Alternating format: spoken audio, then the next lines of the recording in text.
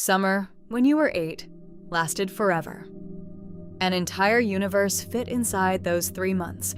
Now an entire year disappears somewhere between January and a blink. You didn't imagine this. It's not nostalgia playing tricks on you. Something in how your brain processes time has genuinely, measurably shifted. Here's the part that should stop you immediately. Time isn't actually speeding up while you're living it. In the moment, a boring meeting still crawls. A long flight still crawls. What's speeding up is something else entirely. The version of time your brain hands back to you afterward when you look over your shoulder. Psychologist Claudia Hammond calls this the holiday paradox, and it sounds like a contradiction until you sit with it. A 2-week trip full of new places can feel like it flew by while you're living it, day to day. But when you look back on it weeks later, it feels enormous, far longer than 2 ordinary weeks at home. Meanwhile, a routine month at your desk feels like it drags in the moment, and then vanishes almost entirely from memory the second it's over. Which means your brain is running 2 completely different clocks, and they almost never agree. So what's actually driving the long-term one, the one that makes entire years collapse into nothing? One influential explanation traces back to French philosopher Paul Janet in the 1800s, and it's brutally simple. When you're 5, 1 year is 20% of your entire life. When you're 50, that same year is 2%. Not because the year itself changed length, but because the ruler you're measuring it against grew enormous.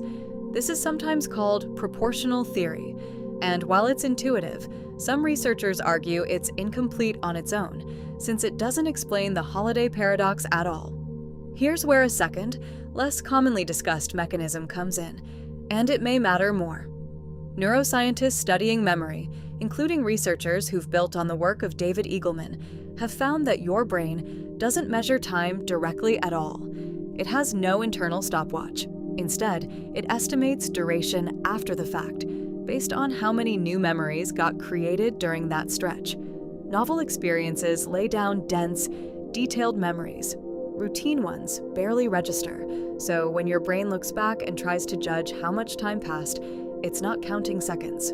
It's counting memory density, using volume as a stand-in for duration. This is the part worth pausing on. A childhood summer felt endless, not because you were experiencing time differently in the moment, but because nearly every hour was new. New smells, new friends, new fears, new places, generating an enormous archive for your adult brain to later measure against. Adulthood, full of repeated commutes and familiar routines, generates almost nothing to measure.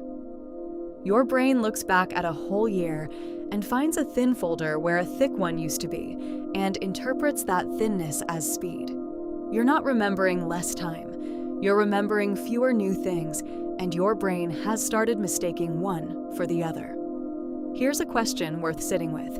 If your sense of a shrinking life is really just a shrinking pile of new memories, is the problem actually time at all? Some researchers studying memory and novelty suggest something almost hopeful hiding inside this. If density of novel experience is what your brain converts into a feeling of duration, then the sensation of time speeding up isn't fixed or permanent. It's downstream of how much genuine newness you're exposing yourself to, which is one of the few parts of this entire system you can actually influence. That reframes the whole feeling. The proportional math, 1 year against a lifetime, you can't touch. But the memory density math, that's negotiable. This doesn't mean quitting your job or moving to a new country every few months. Some researchers point to something smaller. Novelty appears to work on a surprisingly local level.